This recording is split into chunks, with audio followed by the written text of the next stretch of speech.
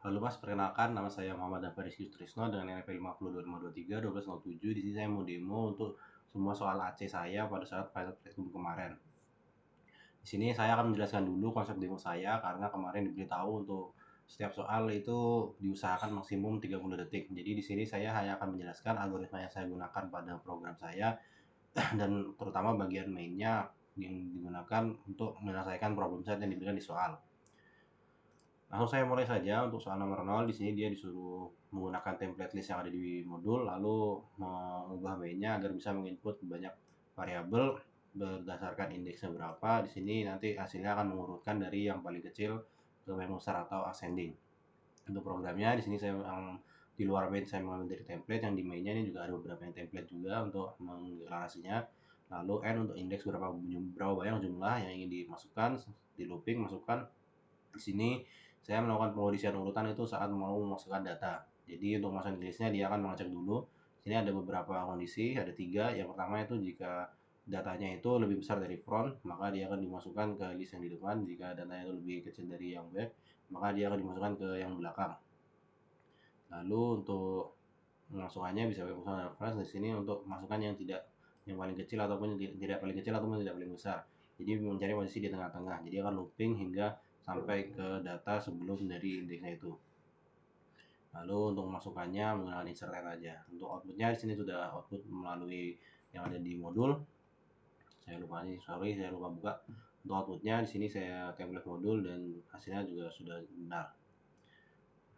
Saya lanjut ke nomor 2. Ini masih sama seperti nomor 1, hanya saja dia di sini datanya secara descending. Jadi mulai dari yang terbesar ke yang terkecil. Untuk program saya ini sama seperti program nomor 1.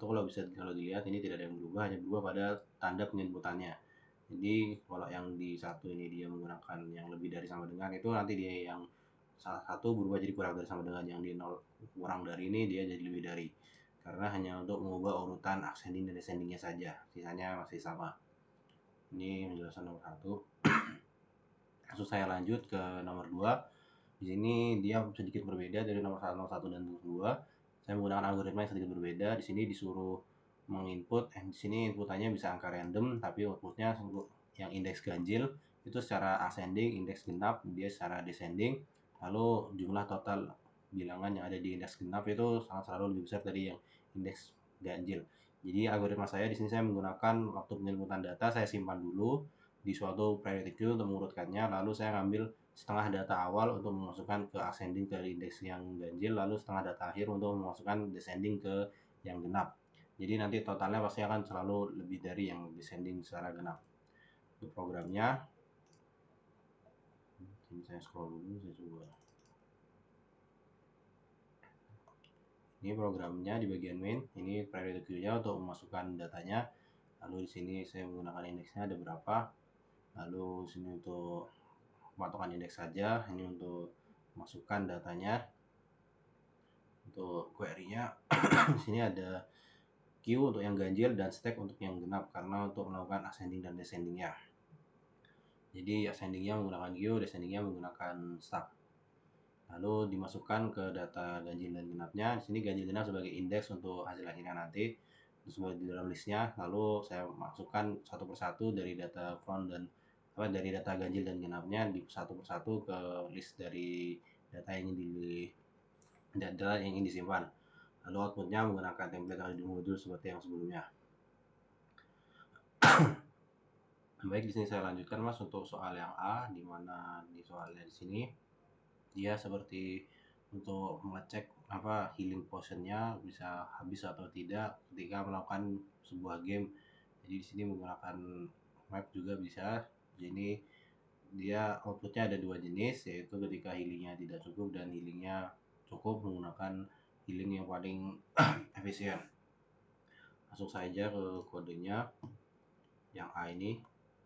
Jadi di sini saya membuat dulu intinya deklarasi variabel yang dimasukkan, amount, non-fat, phase, dan max time-nya. Lalu di sini hasilnya buat menyimpan fatnya. Di sini looping inputannya berapa banyak dari numpad-nya ini sesuai indeksnya. Lalu di sini ada priority queue dan vektor untuk melakukan perhitungannya nanti menggunakan travel dan distance ini.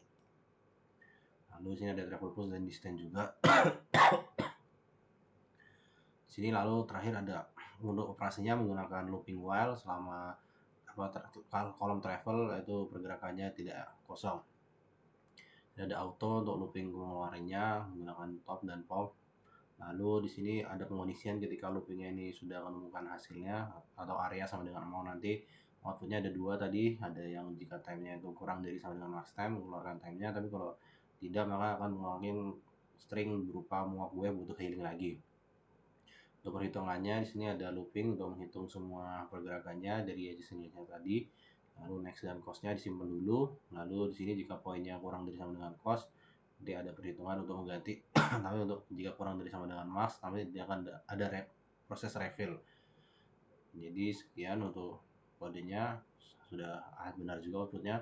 Saya lanjut ke yang soal selanjutnya, yaitu yang B. Di sini adalah untuk melakukan input lalu melakukan perubahan data. Di sini saya menggunakan single link list untuk mengerjakannya, dan algoritmanya hanya pertukaran biasa. Jadi di sini sebentar, yang B. Di sini saya menggunakan pertama ini yang ada di template, ini index dan n-nya, lalu saya loopingnya karena dia batasannya itu -1, jadi saya membuat pengondisiannya itu -1. Jika -1 maka akan selesai inputannya, tapi jika tidak dia akan menaikkan indeksnya dan memasukkan nilainya ke single link listnya. Lalu di sini saya ada membuat variabel kiri kanan untuk menyimpannya. N ini untuk posisinya yang mana. Pertama di sini untuk mencari variabel yang kanan itu yang mana, menggunakan looping sebanyak n-1 kali, menggunakan temp 1 sebagai patokannya, lalu menyimpan variabel kanan dari temp 1 ini. Lalu untuk variabel yang ada posisi yang n kali dari kanan, yang berarti dia ada di sebelah yang ini kan n kali dari kiri, yang sekarang n kali dari kanan, berarti posisi kiri. Ya menggunakan looping dari indeks tadi yang sudah saya hitung dari jumlah inputannya itu dikurang n, baru nanti loopingnya sampai ke indeks, dia akan menjadi variabel yang kirinya, lalu ditukar saja menggunakan variabel temp tadi yang sudah ada, temp 2 dan temp 1-nya yang tadinya kiri dan kanan ditukar, lalu outputnya masih seperti modul biasa. Dan juga sudah benar juga outputnya karena sudah C. Saya lanjut ke soal C. Sini hanya soal simpel saja, yaitu output angka genap dan angka ganjil saja. Jadi tidak perlu ada penjelasan yang terlalu rumit juga. Yang C ini, sini ya hanya inputan menggunakan periodic queue untuk mengurutkannya dulu ganjil dan genap.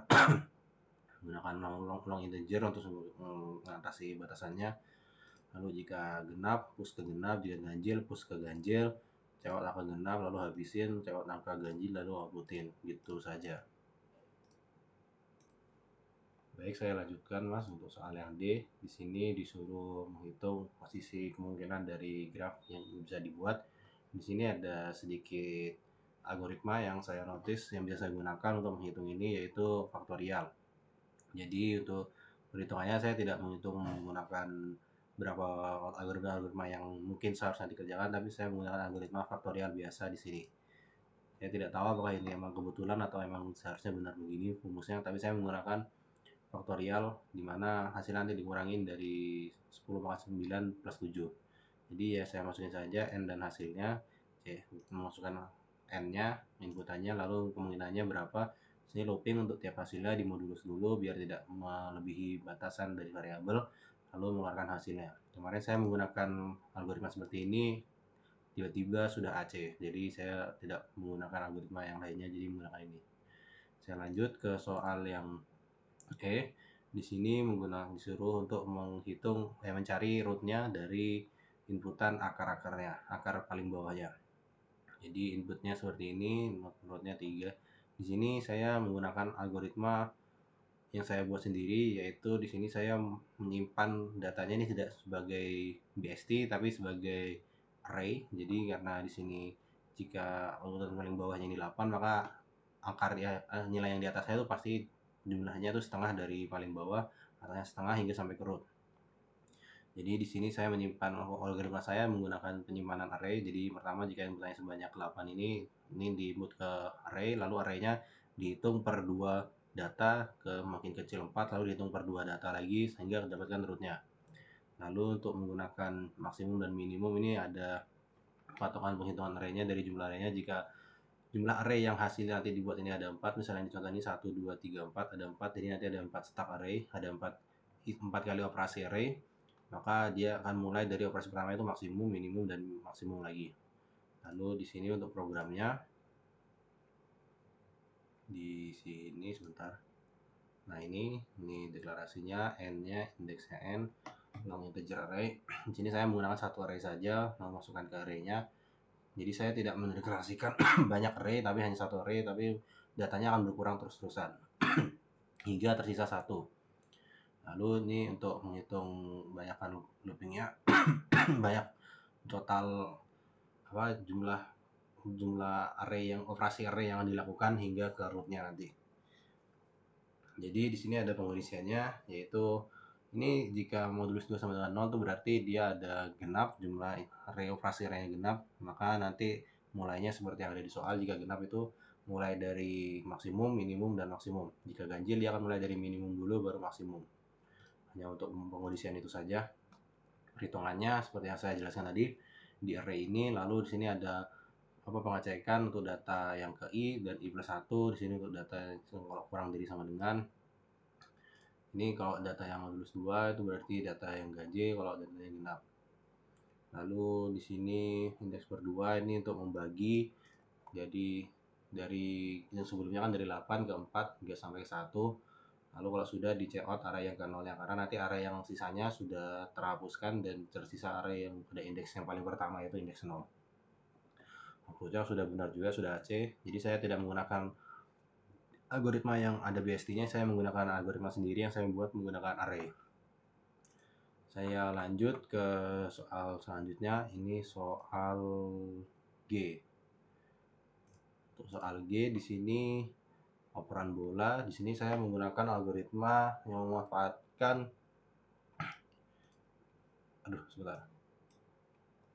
ini memanfaatkan Dijkstra, karena dia disuruh mencari berapa kali banyak operan dari pemain A ke B. Di sini inputannya ada beberapa pemain, berapa kali operan, lalu 2 ini untuk berapa kali yang ingin dihitung. Di sini inputannya memang hanya 2 karena jaraknya itu semuanya sama. Jadi pada operasi Dijkstra saya yang seharusnya ada weight-nya, saya masukin nilai yang sama semua. Jadi akan outputnya tidak akan berbeda. Jadi weight-nya tidak akan mempengaruhi. Langsung ke programnya saja. Sini deklarasi, 3 variabel dimasukin, M itu jumlah pemainnya, looping sebanyak n kali untuk memasukkan berapa jembatannya atau akses dari pemain satu pemain lain. Nah di sini weight-nya saya konstanin 1 karena memang seharusnya tidak ada weight-nya pada inputannya, jadi saya samakan agar bisa menggunakan operasi Dijkstra ini. Lalu menggunakan Dijkstra, terus di sini K-nya untuk operasi berapa kali, masukin A dan B-nya, seterusnya dari A menuju output yang ke B. Lalu nanti dia akan mengeluarkan output dari berapa jarak dari pemain, berapa kali operan yang dibutuhkan untuk dari pemain A ke B. Saya lanjut lagi, karena hanya seperti saja. Yang I ini tidak saya akan demokan terlalu panjang karena ini sudah ada waktu praktikum 1 kemarin. Jadi saya menggunakan kode saya yang lama juga, yang sudah pernah diberitahu juga sama Asdos di Struktur B kemarin waktu praktikum 1. Di sini menggunakan start. Jadi string S, masukkan S, seimbang jika S, jika tidak maka belum ditutup, sudah ditutup. Nah, sini logikanya sama, menggunakan stack. Jika dia kurang dari atau buka kurung, dia akan masuk. Jika tutup kurung, dia akan ngecek di sini kurungnya ini ya atau ini. Jika kurungnya ini, topnya ini, maka akan di pop. Jika tidak maka gagal.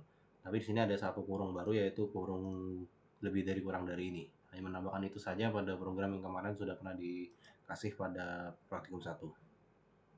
Baik, saya lanjutkan untuk 3 soal terakhir. Yang pertama ini soal J, di mana di sini menyimpan log. Ada 3 fungsi yang akan digunakan di sini, yaitu fungsi dari create, write, dan read. Di sini create untuk topik, write itu untuk mengisi lognya, read itu membacanya dan menghapus isi dari topiknya. Langsung ke program saya saja berikut.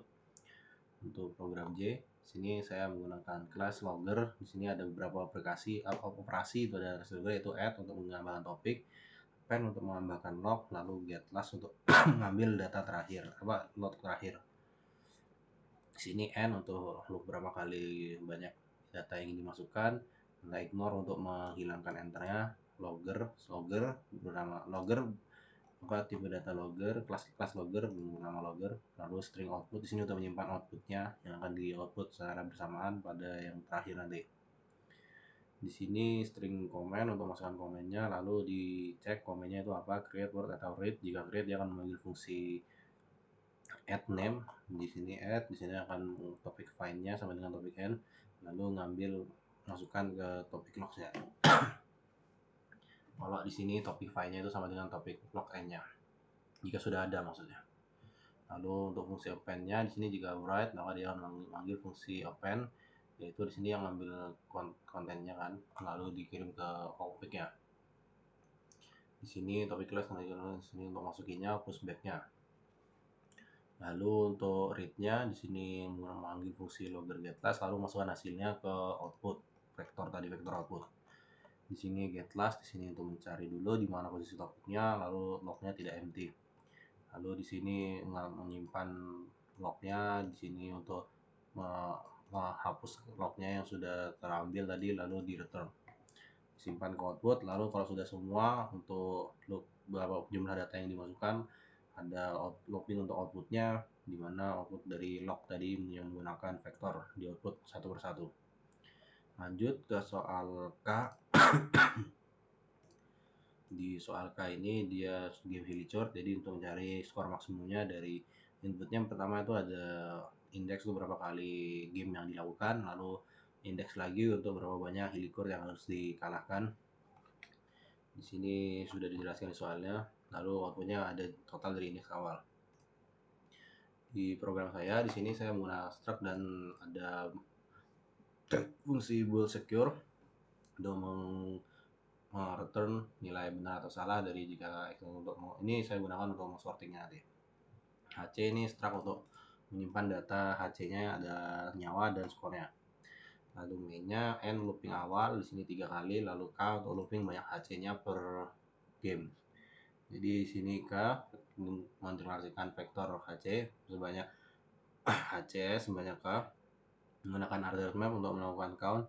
Lalu di sini ada looping untuk masukkan data HC-nya, lalu di sini sortingnya menggunakan fungsi secure tadi dari awal hingga akhir. Lalu di sini untuk looping untuk menghitung skornya. Jadi disimpan dulu nyawa HC-nya ke sebuah integer, sebuah variabel integer, lalu disimpan skornya juga. Lalu jika count life-nya itu kurang dari life, maka count-nya akan life plus sama skornya juga nambah juga. Lalu kalau sudah selesai, dia akan mengeluarkan output sesuai yang disoal, yaitu 2 skor maksimumnya dari skor yang sudah dihitung dari maksnya ini, karena maksnya sudah dihitung menggunakan semua ini. Sebentar, ini belum saya buka ternyata. Ini. Nah, lanjut ke soal M. Soal terakhir di sini. Soal M di sini untuk mengecek circle dan tidak menyircle, di sini menggunakan salah satu bagian program dari Cluscal yang ada di modul, yaitu union untuk mencari pairnya. Jadi kalau yang di modul diajarinya itu menggunakan variabel. Jadi misalnya sini, tapi yang di sini itu digunakan string. Jadi ada gamma, alpha, beta sama saja. Di sini looping untuk inputnya yaitu 3 untuk berapa banyak vertexnya, 2 untuk berapa banyak tambahkan edge-nya. Lalu di sini atasnya juga kurang lebih sama seperti yang di modul, hanya menggunakan perubahan pada menggunakan string saja. Looping berapa banyak kali, lalu input vertexnya dan edge-nya, menggunakan another map untuk menyimpan nama indeksnya karena di sini menggunakan string, lalu menggunakan union find untuk mengisi unionnya terlebih dahulu. Lalu sini ada looping untuk pengecek, untuk memasukkan apa namanya dari nama edge, nama buah stringnya untuk menambahkan edge-nya.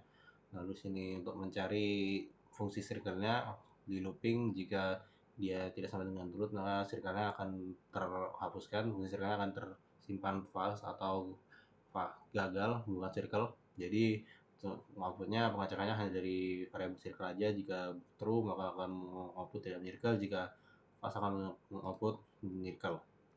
Di sini sudah semua, sudah habis. Jadi kemarin untuk FP saya ada benar 10 soal yang tidak wajib. Lalu untuk yang wajib 1, 1, 2 sudah semua juga. Jadi total ada 13 soal aja, Mas. Mungkin sekian demo FP dari saya. Terima kasih.